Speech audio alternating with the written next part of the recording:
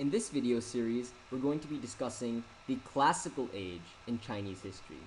Now, China is unique because for over 3,000 years, it was ruled by a series of different dynasties. Starting from 2000 BCE under the Zhou dynasty, the dynastic rule continued all the way up till 1911 CE, until the fall of the Qing dynasty in 1911. But in this video series, we're going to be discussing the Classical Age. And the Classical Age begins with the Zhou dynasty in 1027 and goes on till 210 CE with the fall of the Han. So all of this is China's Classical Age. And it's called the Classical Age because it existed alongside ancient Rome and Greece. And the classical values that went on to define Chinese society originated during this period. This is the Classical Age. Now, in this particular video, we're going to be discussing the major belief systems that originated during the Zhou dynasty. So let's get into it. We'll start with the Zhou dynasty and the major belief systems.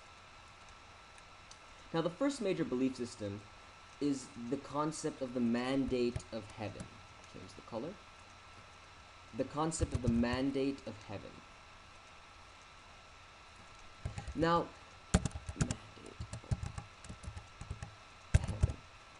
the mandate of heaven was a belief that the emperor had a divine right to rule.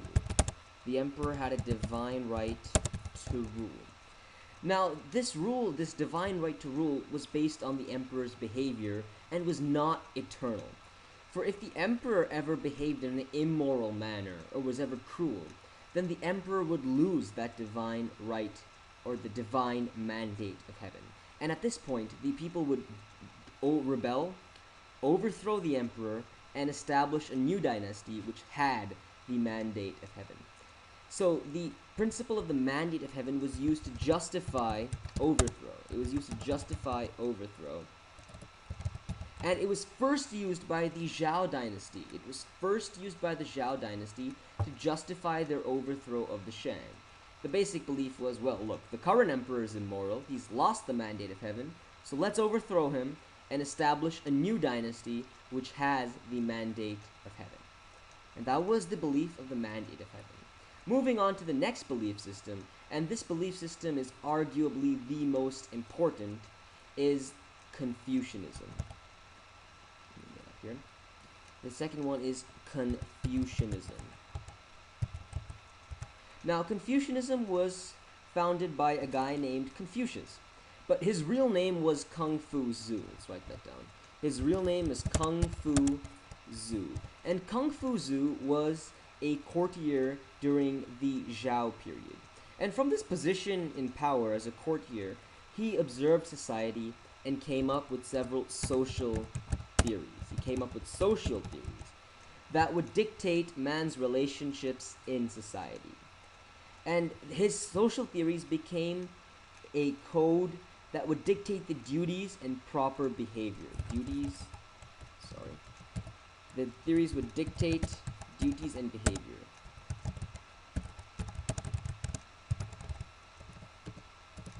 Duties and behavior. He believed that the family was the basic unit of society. So the family was the basic unit of society. Basic unit of society. And with this belief, he came up with 5 relationships. He came up with 5 relationships based on filial piety. Based on filial piety. And this is an important term, so I'm going to put an asterisk mark here. Filial piety basically means respect for one's ancestors and elders. And if we look at this picture, this is exactly what this picture describes. A little boy paying his respect to his elders. And based on filial piety, Confucius came up with his 5 relationships. Those were the relationship between father and son, between husband and wife, between ruler and ruled, and between friends, and between brothers. And these were Confucius's 5 relationships, and he believed that if people followed these 5 relationships which were based on filial piety, society would move and function in harmony. Now, Confucius also advocated education. Let me write that down. He also advocated education. Let's move that here. He also advocated education because in Confucius's eyes, the gentleman was sort of the highest form of being, and anyone could become a gentleman as long as they were cultured, they were educated, and they followed the correct social code. And that was his 5 relationships and filial piety. And Confucianism became a way of life, a belief code. And there were Confucius scholars who would write about these principles, who would evaluate society and rulers based on these principles. And even today, Confucianism is highly valued in China. And finally, Confucius, like many other great thinkers, did not write much down himself, but he had a group of disciples who wrote down his thoughts and stories. And the book Analects is a book that is attributed to him, which has his thoughts and stories, which has Confucian principles, basically. The book Analects, Confucian principles, is in the book Analects. And that is Confucianism. And now we're going to move into the last major philosophy we're going to be discussing in this video, and that is Taoism. Now, there is one other belief system that technically originated during the very end of the Zhou dynasty, and that is legalism. But legalism became a big deal during the Qin dynasty. Legalism became a big deal during the Qin dynasty, and so we're going to discuss that in detail in the next video. But finally, we have Taoism. Now, Taoism was a philosophical belief that sought to dictate man's relationship with nature. So it's man and nature, the relationship between man and nature. And Taoism was based on the Tao. It was based on the Tao, which means the way. And it would dictate man's relationship with nature. It was a very relaxed spiritual belief that would allow man to become a higher spiritual being, dictating man's relationship with nature. And it was based on natural energies that would flow together. And another major Taoist belief was that the ruler who governed the least was the best. Was the best.